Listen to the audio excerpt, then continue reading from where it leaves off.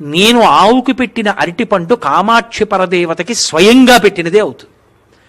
గోవు పృష్ఠభాగానికి పసుపు రాసి బొట్టు పెడితే కామాక్షి పాదములకు పసుపు రాసి బొట్టు పెట్టడమే.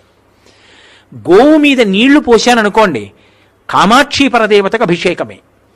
గోవుకి ఒళ్ళు రుద్దుకోవడానికి గరుకు స్తంభం వేశాననుకోండి, అమ్మవారికి ఉపచారం చేసినట్టే. అందుకే అది ఒళ్ళు రుద్దుకోవాలంటే తోక అందదు.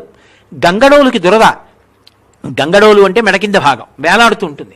అది ఎలా గోక్కుంటుంది? ఓ గరుకు స్తంభం ఉంటే దానికేసి రుద్దుకుంటుంది, వెంట్రుకలు కింద పడతాయి. ఎన్ని వెంట్రుకలు కింద పడ్డాయో పితృదేవతల్ని అన్ని వందల సంవత్సరములు స్వర్గలోకంలో పెడతారు. దాని రోమానికి కూడా అంత శక్తి. గోసేవయే పరబ్రహ్మము యొక్క సేవ. రెండు, గోవు లేనినాడు సనాతన ధర్మం లేదు. ఎందుకని అంటే సనాతన ధర్మం దేని మీద ఆధారపడుతుంది అంటే అగ్ని మీద ఆధారపడుతుంది. అగ్నిముఖంగా దేవతలకి హవిస్సిస్తారు. అగ్నిముఖంగా